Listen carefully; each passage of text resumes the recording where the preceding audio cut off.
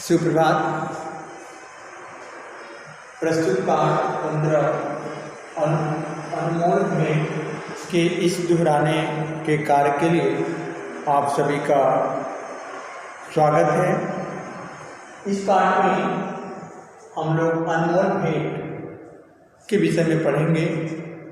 अनमोल भेंट, अनमोल यानी जिसका कोई मूल्य ना हो, ऐसा भेंट करना, ऐसा देना ही अनमोल भेंट कहलाता है। आइए इस कहानी के विषय में पढ़ें और समझें। ये जिसका कोई कीमत नहीं है, जिसका कोई मोल नहीं है, ऐसा कौन सा भेंट है जो इसमें दिखाया गया है, दिखाने का कार्य किया गया है। प्रस्तुत पाठ रविंद्रनाथ टैगोर द्वारा रचित यह कहानी अनमोल भेंट प्रस्तुत है। बच्चों बता दें, परिस्थितियों के वशीभूत मानव कई बार ऐसे निर्णय ले बैठता है जो अनुकूल अवस्था में शायद कभी सोच भी न सके।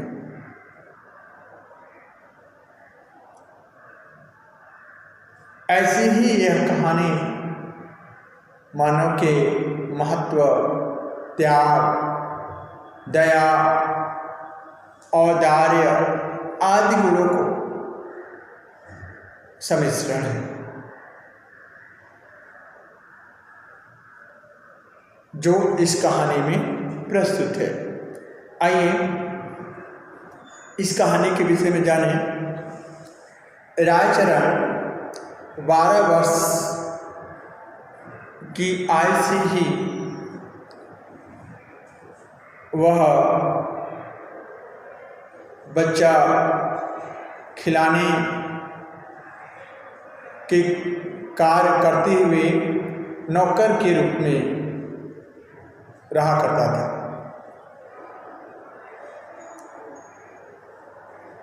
उसको उस घर के मालिक उससे बहुत संतुष्ट थे। धीरे धीरे बच्चा बड़ा होकर सरकारी अफसर बन गया, किंतु रायचरण उसी घर में टिका रहा। इस बच्चे का नाम था अनुकूल।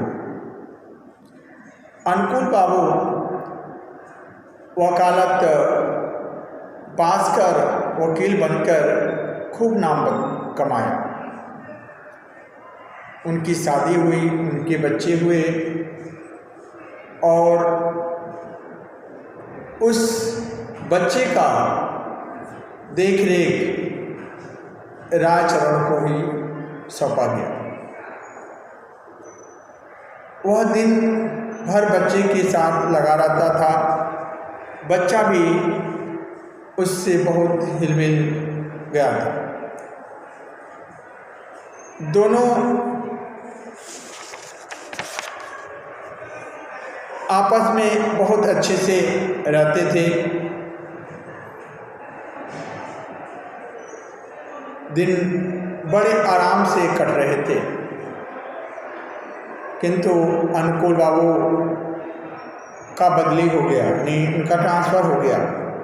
वह कलकत्ता छोड़कर पद्मा नदी के किनारे एक जिले में जाना पड़ा। वे रायचरण को भी अपने साथ ले गए। कोलकाता से जाते समय उन्होंने बहुत सा सामान खरीदा तथा साथ में बच्चों के लिए एक छोटी सुंदर गाड़ी भी खरीदी। वर्षा ऋतु थी, घनघोर घटाएं बरस रही थी। बच्चा बाहर घूमने नहीं जा सका।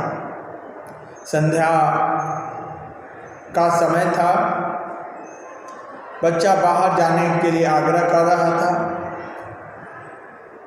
रायचरण लाचार होकर उसे गाड़ी में बैठाया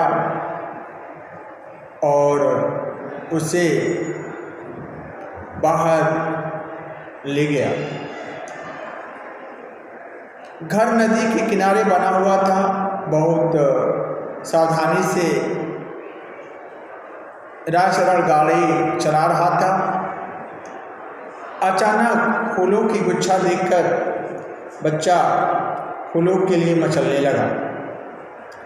राजचरण फूल लाने गया, बच्चा चुप बैठने वाला नहीं था। धीरे से वह गाड़ी से उतरा और नदी के तट पर पहुँच कर खेलने लगा। फूल तोड़कर राजचरण जैसे ही गाड़ी के पास आया, उसके पांव तले खिसक गए। उसने चारों ओर ढूंढा, आवाज लगाई, किंतु बच्चे का कहीं पता नहीं लगा। राजचरण से पीट पीट कर रोने लगा। चारों ओर अंधेरा छाने लगा। चिंता से बच्चे की माँ राजचरण को ढूंढने के लिए आगे दौड़ाई। राजचरण उन्हें देखकर फूट फूट कर रोने लगा। उसके पैरों पर गिर पड़ा और पूरी कहानी बताई। सब लोगों का मानना था कि बच्चे को पद्मा नदी ने अपने आगोश में छिपा लिया। बच्चे ने सोने के आभूषण पहने थे। उसकी माँ सोचने लगी कि लालच में किसी ने बच्चे को चुरा तो नहीं लिया। राजचरण से कहा, मेरा बच्चा वापस ले लो, वापस दे दो। राजचरण जितना चाहो रुपया ले लो। तरह तरह के तड़ना उसे देने लगे और उसके गृहस्वामी और गृहस्वामिनी उसे अपने घर से निकाल दिया। लाचार होकर राजचरण अपने गांव वापस चला आया। वह संतानहीन था, किंतु भगवान का चमत्कार, 1 वर्ष में ही उसकी पत्नी ने एक पुत्र रत्न को दिया। किंतु प्रसूति के समय स्वयं चल बसी। इस बच्चे का पालन पोषण राजचरण की विधवा बहन ने किया। राजचरण बालक को देखता तो विस्मय से भर जाता था, क्योंकि उसका हाव भाव उस नन्हे मालिक से मिलता जुलता था। इसलिए राजचरण अपने उस बच्चे का नाम रखा फलन। जैसे जैसे फलन बड़ा हुआ, वह बड़े आदमियों की भांति नखरे करने लगा। राजचरण उसकी हर चीज पूरी करता, किंतु फलन उससे कभी सीधे मुंह बात न करता। राजचरण उसकी इच्छा पूरी करने के लिए पत्नी के गहने बेच कोलकाता आ गया। राजचरण अब फलन का खर्च उठाने में स्वयं को असमर्थ समझने लगा। तब अचानक एक दिन उसके मन में एक विचार आया। वह अनुकूल बाबू को ढूंढने चला। राजचरण उस स्थान पर पहुंचा जहां अब अनुकूल बाबू जज थे। उनके और कोई संतान नहीं हुए, इस कारण पति पत्नी चिंतित ही रहते थे। राजचरण सीधा अनुकूल बाबू के घर पहुंचा और उनसे हाथ जोड़कर क्षमा मांगते हुए बोला, सरकार, आपके बच्चे को मैंने ही चुराया था। मैं अब उसे आपके पास छोड़ना चाहता हूँ। आपके पास ही उसका लालन पालन ठीक से हो सकता है। फलन को देखते ही अनुकूल बाबू की पत्नी पागल की भांति उससे लिपटकर फूट फूट कर रोने लगी। अनुकूल बाबू ने देखा तो देखते ही रह गए। फलन बिल्कुल उनके जैसा ही लगता था।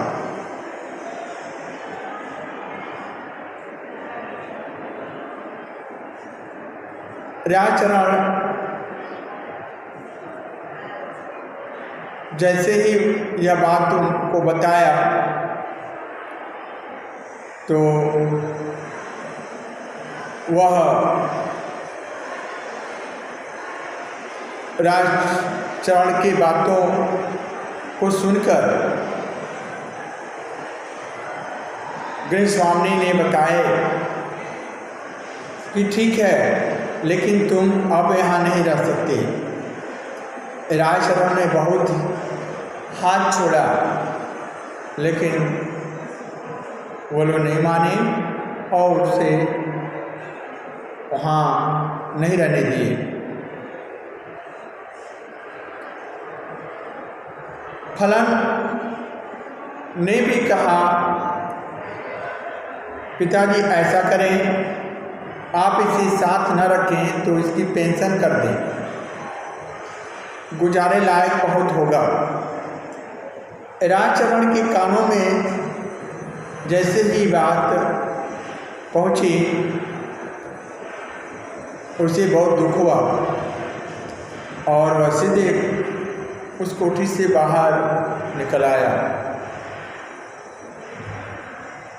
महीने के अंत में भेजा गया अनुकूल बाबू का वह मनी ऑर्डर राजचरण के गांव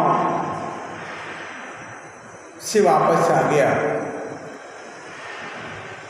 क्योंकि वहाँ राजचरण नाम का कोई व्यक्ति अब नहीं रहा। तो बच्चों, यही रही संक्षिप्त कहानी। आपने देखा किस प्रकार राजचरण अपने उस स्वामी का देख रेख करते रहे, स्वामी भक्ति अपना निभाते रहे। अंत में उसे क्या मिला? उसको काफ़ी कष्ट मिला, दुख मिला और अंत में उसे घर से निकाला गया। उनके विश्वास को जीतने के लिए राजचरण स्वयं अपने पुत्र को अनमोल भेंट के रूप में दिया, फिर भी राजचरण को उस घर में कोई जगह नहीं मिली। तो बच्चों, कभी कुछ ऐसी परिस्थितियां आ जाती हैं जिनके माध्यम से हमें कुछ त्याग करना पड़ता है और हमें दया और उदारता आदि सद्गुणों को निभाना पड़ता है, जो रविन्द्रनाथ टैगोर ने इस अनमोल भेंट नामक पाठ में प्रस्तुत किया, जिसकी कहानी आपको मैंने अभी भी बताया। अब बच्चों, अब मैं आपके इस पाठ के कुछ अभ्यास प्रश्न हैं, उनको मैं बताऊंगा। मौखिक प्रश्न है, राजचरण किसके यहाँ बच्चा खिलाने का काम करता था? तो अनुकूल बाबू क्यों? बच्चा राजचरण को क्या कहकर पुकारता था? तो चन्ना। राजचरण के बेटे का नाम क्या था? फलन। अब अपने बेटे को देखकर राजचरण किसको याद करता था? तो उत्तर होगा अपने नन्हे मालिक। क्या राजचरण ने सचमुच में अनुकूल बाबू का बेटा चुराया था? तो उत्तर होगा नहीं। राजचरण को पेंशन देने की बात किसने कही? तो फलन ने। लिखित प्रश्न है, राजचरण के बेटे का पालन पोषण किसने किया? तो उत्तर होगा राजचरण के बेटे का पालन पोषण राजचरण की विधवा बहन ने किया। अगला प्रश्न है, गाड़ी खाली देखकर राजचरण को कैसा लगा? तो उत्तर होगा गाड़ी खाली देखकर राजशरण के पांव तले जमीन खिसक गई। अगला प्रश्न, अनुकूल बाबू के यहाँ से राजशरण को क्यों निकाल दिया गया? तो उत्तर होगा अनुकूल बाबू का बच्चा खोने के पश्चात जब राजशरण कुछ भी न बता सकता तो गृहस्वामी ने उसे घर से बाहर निकाल दिया। अगला प्रश्न है, किस वजह से राजशरण को लगता था कि नन्हे मालिक ने उसके घर जन्म लिया? तो उत्तर होगा फलन का चेहरा नन्हे मालिक से मिलता जुलता था। उसका हाव भाव, चेहरा, रंग सभी कुछ नन्हे मालिक से जैसा था। इस वजह से राजशरण को लगता था कि नन्हे मालिक उसे उसके घर जन्म लिया। अगला प्रश्न, फलन के बड़े होने पर राजशरण ने क्या निर्णय लिया? तो उत्तर होगा फलन के बड़े होने पर राजशरण ने नन्हे मालिक के रूप में अनुकूल बाबू को अपना बच्चा दे दिया। अगला प्रश्न है, अनुकूल बाबू ने राजशरण को दोबारा अपने यहाँ क्यों नहीं रखा? उत्तर होगा अनुकूल बाबू ने राजशरण को दोबारा अपने यहाँ इसलिए नहीं रखा क्योंकि उस पर अब विश्वास नहीं किया जा सकता। तो ये रहा लिखित प्रश्न। अब वस्तुनिष्ठ प्रश्न, सही विकल्प पर सही का निशान लगाइए। प्रश्न है, राजशरण का अनुकूल बाबू के बेटे के प्रति व्यवहार कैसा था? तो विकल्प का सही उत्तर होगा ख, खूब प्यार करता था। दूसरा प्रश्न, अनुकूल बाबू का ट्रांसफर कहाँ हो गया? तो दूसरा का ग, पद्मा नदी के पास जिले में। तीसरा, कौन से मौसम में अनुकूल बाबू का बच्चा गायब हो गया? तो ग सही होगा उत्तर, वर्षा। चौथा, राजशरण बच्चे को घुमाने के लिए कहाँ लेकर गया था? तो ख उत्तर सही होगा, नदी किनारे। पांचवा, राजशरण ने अपने बेटे का नाम क्या रखा? तो पांचवा का क होगा, फलन। तीसरा विकल्प, समानार्थी शब्दों को सुमेलित कीजिए। पहला होगा गृहस्वामी का मिलान पत्नी से, आगोश का मिलान बोध से, निर्णय का फैसला, आग्रह का हठ, हर्षित का प्रसन्न। चौथा है, पाठ के आधार पर सही कथन पर सही तथा गलत कथन पर गलत का निशान लगाइए। राजशरण 12 वर्ष की उम्र में ही नौकर बन गया, सही है। अनुकूल बाबू पेशे से जज थे, सही है। अनुकूल बाबू के 2 बच्चे थे, गलत है। फूलों का गुच्छा देखकर बच्चा मचल गया, ये सही है। बच्चे को अनुकूल ने चुरा लिया, गलत है। राजशरण ने बच्चे को नदी में बहा दिया, गलत। तो बच्चों, ये रहा इस पाठ का कुछ अभ्यास प्रश्न जिसका उत्तर मैंने आपको बताया। आपने इसे बहुत अच्छे से पढ़ा होगा, समझा होगा। इसे पढ़ने के लिए आप सभी को धन्यवाद।